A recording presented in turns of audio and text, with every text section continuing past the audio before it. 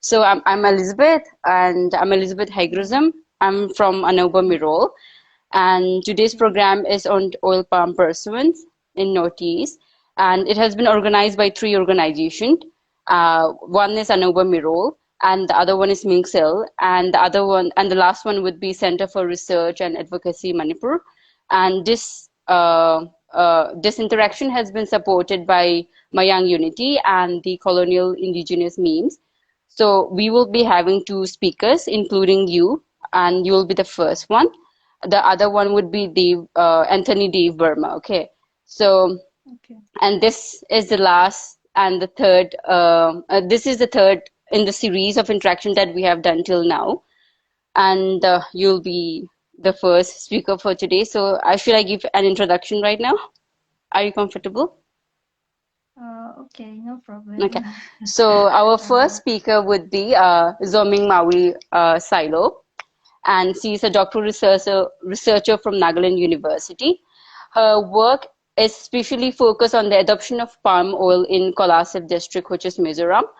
And now you can start your presentation. yes. Thank you for this opportunity. Like uh, it's kind of nerve-wracking doing Yeah, this I thing, understand. and I tend to speak very fast when I'm nervous. So, if I do that, please feel free to remind me. Well, I have done my MSc research in the year 2018 on the knowledge and adoption of oil palm, knowledge and adoption level of oil palm in Kolosip district of Mizoram, where I interviewed 120 respondents from 8 villages. So, you may be wondering why I chose oil palm as my research topic. Well, the thing is, when oil palm cultivation was first started in our state, I have seen many interviews on the news channels and some other programs where I have seen even the people that I know giving interviews. I was very young at the time, but then seeing someone giving interviews on TV, you feel inspired and like you feel that they have achieved something, right? And then so after many years during my BSc for our railway program, uh, I was attached with agri department. It's a compulsory. It's compulsory for finishing my BSc. So during that time, I was attached with the Department of Agriculture, and uh, there. We went to a model farm, agri model farm. Okay, so there the farm manager was saying so many positive things about oil palm, and then I was interested after hearing him say that the farmers are benefiting so much from the oil palm plantation. I was interested because the field situation can never be the same with the things that are happening in the research station. There is always the knowledge gap, there is adoption gap, there is production gap. So even though the farm manager was saying some positive things about oil palm, I wanted to find out what actually happened in the farmer's field. That's why when I had to choose my MSc topic, I chose oil palm right away. But one thing is that when I went to meet one of my advisors for getting his signature, he mentioned, I couldn't remember the exact word he said, but he was saying that Mizoram government is irrational uh, in choosing to in irrational in allowing the cultivation of oil palm in Mizoram. So I was uh, I was thinking why my professor was saying that, because I I was only hearing positive things before. So I was confused why he was saying that, and I was also curious. So that made me want to do my research more. And so I chose Kolosip district because it it has the highest area under oil palm cultivation, and also it they are the second highest in productivity, and also the only processing mill is located at Bogbande village, which is at Kolosip district. So during January 2018, I went to these 8 villages where I interviewed 120 respondents. So it I won't be exaggerating if I say that I speak on behalf of these farmers, of these 120 oil palm growers. Uh, these 100 and out of 120 farmers, uh, I can say that some of them were very successful because some were even constructing RCC buildings out of the income that they get from oil palm. And some I have seen that some of the farmers were also benefiting from their cultivation, but most of the farmers uh, were not successful. I can say that because they were facing many problems, they were facing uh, many constraints, and so tonight I won't be stressing on the knowledge and adoption part, but I would be stressing more on the constraints that these farmers in Kolosip district are facing. Uh, the first thing is that there is problem with land preparation. Uh, Mizoram is a very consists mostly of hilly areas. So, for farmers to plant this oil palm, they were advised to construct half moon terraces. To construct these half moon terraces, you need you to construct these terraces. You need excavators, you need a lot of labor, you need a lot of time. So constructing these terraces is very time consuming and it is very costly for the farmers. Some farmers are getting mm, uh, how to say kind of subsidy from the government, but not all the farmers were included. So this has created problems for those farmers who were not included as beneficiaries. And the next is there is also problem with site selection. It is recommended that oil palm has to be planted at an elevation of 400 to 900 meters above the mean sea level. But if you see the situation of Mizoram, the average elevation is 1,000 meters above the sea level. So from here itself, we can see that the farmers will be facing many problems. And there is also lack of water because oil palm requires 100 to 350 liters of water per day. So if the farmers are planting in hilly area, how are they going to carry the water from the streams or from the rivers? And there is also problem of inaccessibility from the main roads. The farmers are not able to carry their produce because there is a lack of proper roads. And Ms. Kimi has already mentioned last week that they sometimes roll it down the hill, but this will reduce the quality of the produce and the farmers are not going to receive the same amount that they are expecting if the products are damaged on the way. And there is also problem of transportation because you see these fresh fruit bunches mostly they can in other places they can weigh around for up to 40 kgs, but in Mizoram you'll see that the average is 15 to 20 kgs. But for someone to carry those like from a hilly area to carry 15 to 20 kilograms of the fresh fruit bunches, it's not an easy job.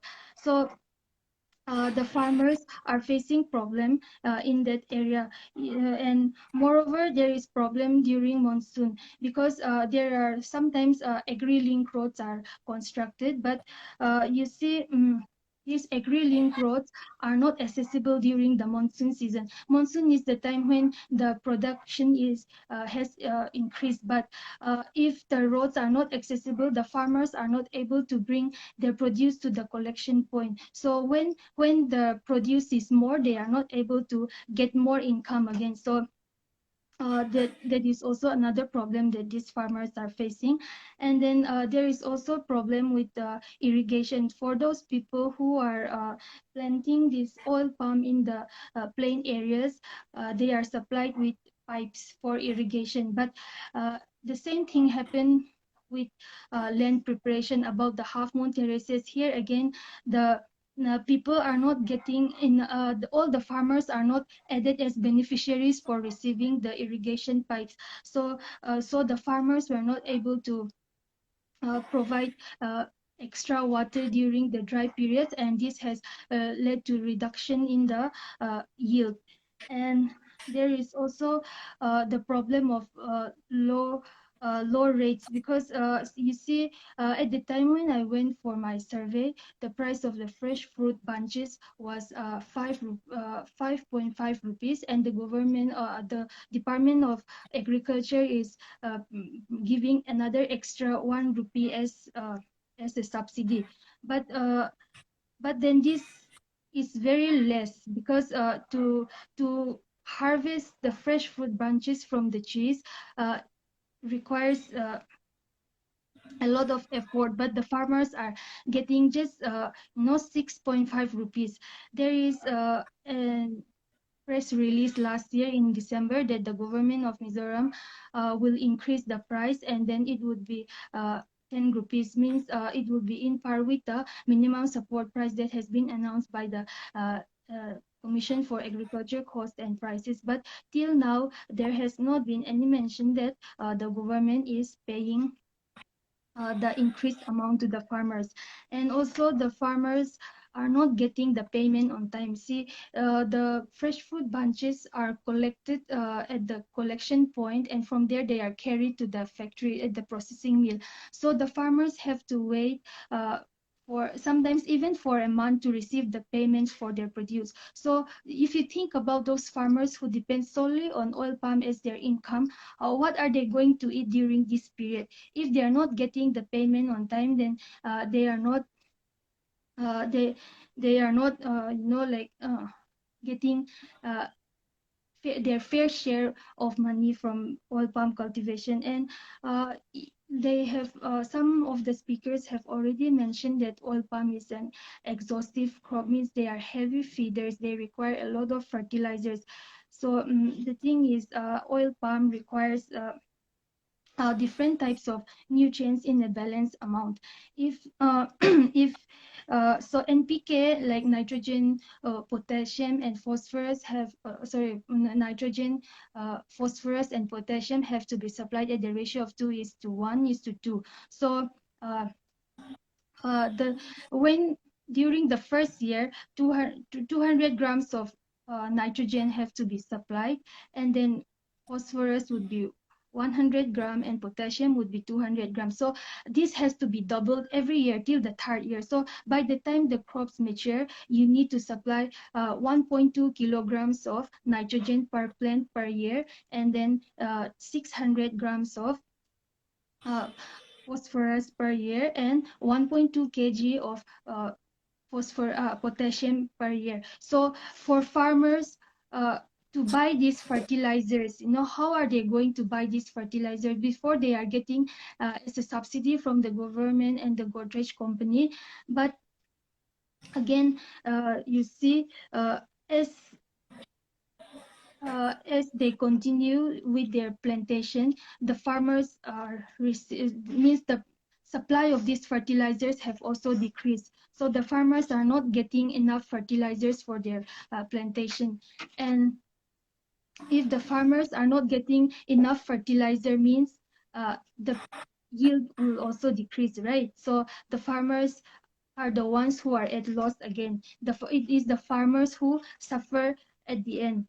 And there is also another problem, that is there is a thorn in the fresh fruit bunches. So sometimes the laborers are, pricked with the thorns, and this causes a kind of tumor, pseudo tumor. So this has to be removed only by medical professionals. So for the villagers to go from their villages to the district capital just to remove the thorns is time consuming and costly again. And so this results in many laborers not willing to work in the oil palm plantation. So this also created problems for those uh, oil palm farmers again, because they couldn't find laborers in their plantation. And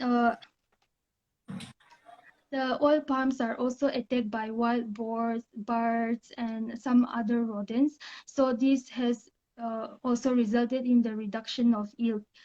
And the farmers have also mentioned that the The seedlings that are supplied uh, through new land use policy, that is a policy that has been introduced by the Congress government. Through this policy, the farmers are supplied with uh, seedlings, oil palm seedlings. But the farmers have mentioned that the seedlings that are supplied through this NLUP are very weak. They are not healthy enough to be planted in their plantation. For this, you need for for seedlings, you need 1-year-old seedlings with 12 functional leaves. But those that are supplied through uh, NLUP are not healthy enough, and and so the farmers are facing problem in this. And what I've seen is that those farmers who are living near the oil palm plantation areas are successful. Those who are living near it, and those farmers who are planting it in plain areas are also successful. But the rest of the farmers who are planting in hilly areas, or those who are far from the processing mills, they have suffered great losses.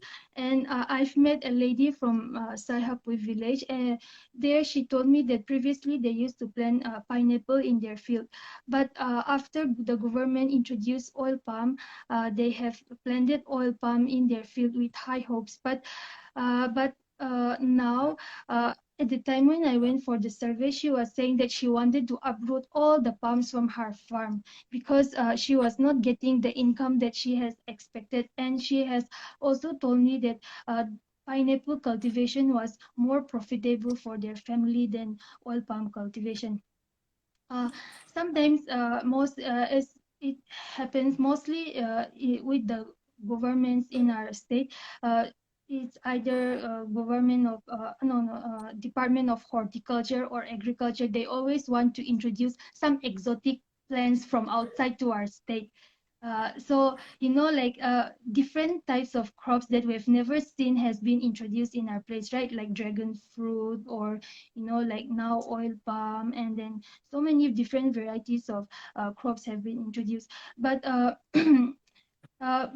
you see, with the other cases, the farmers can directly eat it, right? They can even directly sell it to the market by themselves. But in case with oil palm, the farmers cannot sell those palms by themselves to the market.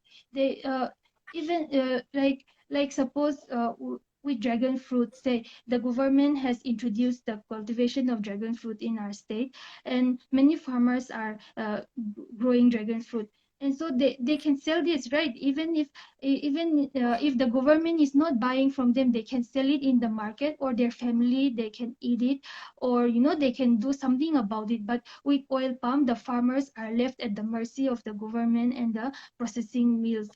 And if these people are not buying from them, if they are not getting enough income from the government and the processing mill, then the farmers uh, will have nothing to eat. And some of the farmers are planting in their lands that are most fertile. They expected, because of the positive things that have been said from the government side, the farmers are expecting so much from oil palm that they are planting it in the most fertile part of their land. But uh, but now those farmers where processing mill, those farmers who are in the district where processing mill is not available, they just left their plantation as it is. I recently went to the southern part of Mizoram. I just came back this Friday. I was supposed to speak last week, right? But then I had to cancel it because I was traveling. And on my way, I saw oil palm plantations that have been abandoned by the farmers. The palms are very tall, but they are not bearing any fruits, and the farmers have abandoned them. So the farmers not only lose their, hopes, but they have also lost their land. How are they going to uproot all the palms and plant new crops? It's not economically feasible, right, to uproot everything. And And the processing mill is only available for two districts, that is Kolosip district and Mamit district. And the remaining five districts are left with nothing. At first, the government used to buy from them, but now the government has already stopped buying. That's why these farmers are left with nothing. They are left, even the land that they own have been lost because of oil palm. So, what is going to happen to these farmers who, in other districts where oil palm mill is not present? What can the government do for them? Like since the company and the government has stopped buying, the farmers are the one who suffer at the end. And like some farmers are uh, planting them with high hopes, right? And as it mostly happened with our farmers, they expected high returns from the first year itself, but that is not possible with oil palm. You need to wait until it's 5 or 7 years for it to become fully functional and to receive the amount that they expected. But if they wait for this 5, 6, 7 years, what are they going to eat during that time? Uh, and the thing is, the farmers who are successful, most farmers who are successful have diversified livelihood, means they do not depend solely on oil palm alone. And these farmers are government pensioners, or someone who have a business, or someone who is working in other fields.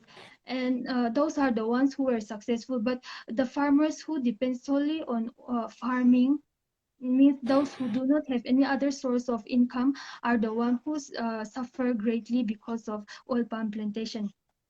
And when I went to the Godrej processing mill, the manager was saying that they do not receive enough uh, fresh food branches to be processed at the mill, means they are not able to fill their capacity. So from their reports, it would be like the production in Mizoram is not enough, and they have to increase the area under oil palm. But the thing is, if all the plantations are properly maintained, because we have already made the mistake, our state has already made the mistake of planting oil palm. The only thing that they can do right now is to help those farmers who have planted them. uh, the first thing that they have to do is help the farmers try to solve their problems first, so that even the companies will also earn profit from it. But now, instead of trying to help the farmers, they are just trying to increase the area. They are trying to bring more area under oil palm cultivation. So this is this this is going to cause more problems for the farmers. And I don't think that farmers from other districts, like say mine, or like where I'm staying right now, or any other districts, will be willing to plant more oil palm, because I've spoken with some farmers from different villages. It's just because I'm going to speak on this topic, and they have all said the same thing, that planting oil palm will only lead to more problems for them, because they are going to waste their land and they are not going to get income. So most farmers from different villages are already aware of the negative impact that it have on the socio-economic conditions of the farmers. So I hope that through this, other state will also learn from the mistake that we have made. And also I hope that our state will also try to help the farmers. Instead of bringing more area under oil palm, they will first try to help those farmers who are facing problems, and then like first solve the problem and then decide whether they want to continue with this or not. But I don't think that the farmers will be willing to plant or bring more land under oil palm plantation.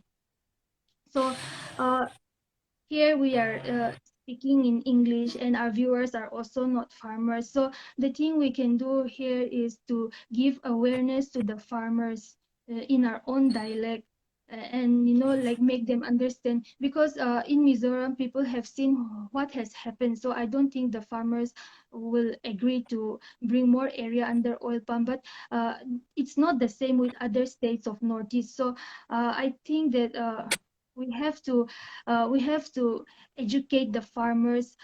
We have to sensitize them about the problems that they could be facing. The farmers in Mizoram are entering in this oil palm plantation without hearing any negative things about it. It's a government scheme, so they will be hearing only the things that they will be able to earn, but they are not hearing about the problems they can face. So now I think that we can tell other farmers about all the negative impacts it will have on them. And even after all this, if they're willing to bring their land under oil palm plantation, then uh, it would be their own uh, how to say responsibility. But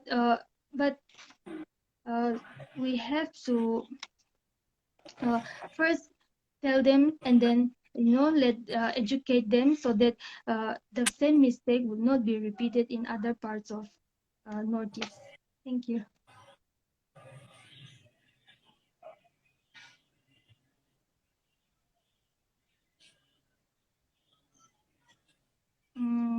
I'm sorry, I cannot hear you. Can you hear me? So, Yes, like, yes. let's just wait for like some questions from the audience. I think you're up Okay, okay. for the question section right now.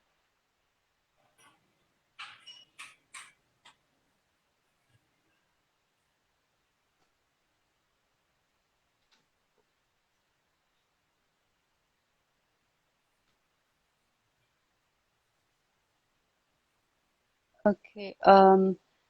Okay, I got a question from Tomba Luang. So he asked like if the speaker can elaborate on the injury that laborers go through in the plantation, if you have any Yes, knowledge on the fresh fruit bunches have thorns. Have you seen? I don't know if you've seen these fresh fruit bunches. Maybe you that. can Okay. look it up from the internet.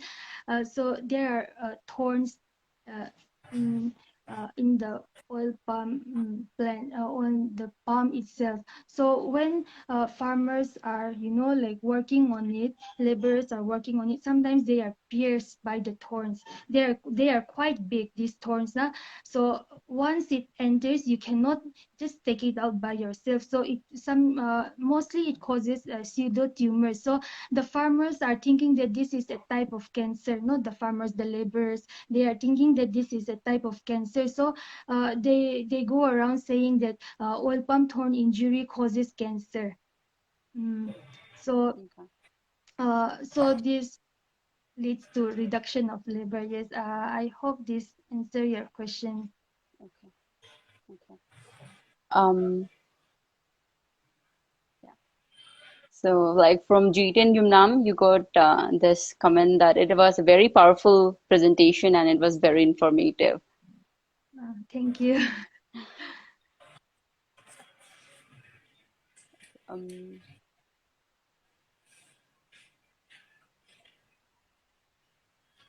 I think like people have, okay, you have got one more question, which is um, from Cecil Thaunausam. And what are some of the water-related issues that farmers face because of oil palm? Well, mm, mm, I can only answer from what I've seen through my research. I don't know about Okay. all these water scarcity problems that are related with it, but here the oil palm plantations are in the hilly areas, right? So oil palm requires 100 to 350 liters of water. So to carry water for each palm, in a plantation, farmers are planting like say 1,000 palms in their plantation. So how are they going to supply? Say that they are providing the minimum required amount, that is 100 liters. How are they going to supply 100 liters of water for all the palms in their plantation? This Yes, this has created problems for the farmers. There will be, for sure, there will be water scarcity during the dry season, and there is no facility for water harvesting again. We receive so much rainfall, but there is no facility for water harvesting. So the farmers do not mostly do not irrigate their plantations during the dry season, and this leads to reduction of yield. So basically, it's a vicious cycle. Yes. Okay. I cannot speak much on the environmental impact because I only have like a face-to-face interview with the farmers. So I only have to write what they are saying, and then I think other speakers have shared much on the environmental impact part. Okay. Jiten Yumnam has commented that if you would share palm oil plantation, how it has affected traditional land and indigenous management of forests and all, Okay. including impact on So traditional use of forests. yes. See, we are practicing zooming, and so zooming mostly is practiced in those areas that are not owned by the farmers. See, the village council president or someone from the village head would distribute these lands. But with oil palm cultivation, they have to cultivate them in the land that is owned by the farmers. Like they have an LSC or something, that paper that proves that they own the land. And so for this, they are planting in those fields or lands that are owned by them. And uh, and then they previously used to have an orchard or pineapple, like I have mentioned from about the lady from Saihapui village. And so these farmers are giving the best and most fertile land for oil palm plantation, and they are not uh, they are not getting enough income from them again, so it's like they are just wasting their land.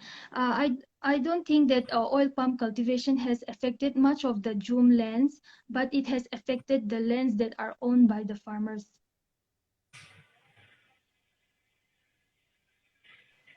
Okay, thank you for the answer. And I got one more question from Cecil Thaunausam. So his question is, can you share some stories from the farmers that you have interacted? I mean, you have already told enough stories, but if you can elaborate Yes, more. there is I think I'll also say the positive ones, because Okay, I cannot because I've seen some positive things, right? I've okay, met this family. Their son is working in the army, and they just it's just the mother and the father who are working in the plantation. And these couple are receiving so much income from oil palm plantation alone. They are receiving up to 13 lakh per year from oil palm. And they for them, the only problem is that the oil palm have become too high. They have grown so much that it's difficult for them to harvest the oil palms. That is one positive thing that I've heard from the farmers. But like most of them, I can say that most of them were negative. Like they are not. The reality, their expectation and the reality is very different. And I've met one farmer uh, from uh, Meidum village. Okay, he is one of the leaders of the oil palm association in their village. But he has told me that uh, even though the government is giving stressing so much about the positive impacts of oil palm, he is saying that in their village they are not ready to continue with their oil palm plantation, because it's not economically profiting them. Mm, and I'm so sorry because my research was way back in 2018, and No, I it's may have completely all right. forgotten some of them, but the constraints, I would like to also say that the constraints that I have mentioned before are still valid to this day, because my junior, Miss Mariala Dintwangi, have previously went for survey on oil palm in another district, Mamit district, but the same problems are faced by the farmers there also. And since the farmers are not getting, like uh, money, or the rate is very low right now, they are getting 6.5 rupees per kg, so they are not willing to harvest the palms, they are just letting it rot on the trees. So for a farmer to do that means they must have been very desperate, like they must have been very angry also. Instead of harvesting, they are just leaving it in their fields. So not only the palm oil has affected environmentally, but not only economically and culturally, but on a very mental and emotional level, it has Yes, affected yes, them. Okay, yes, yes. okay. Um, okay, I'm just checking for more questions. I think this is enough for today. Mm. So yeah, thank you for the all the valuable informations that we got, and yeah, and thank you for like your valuable time today.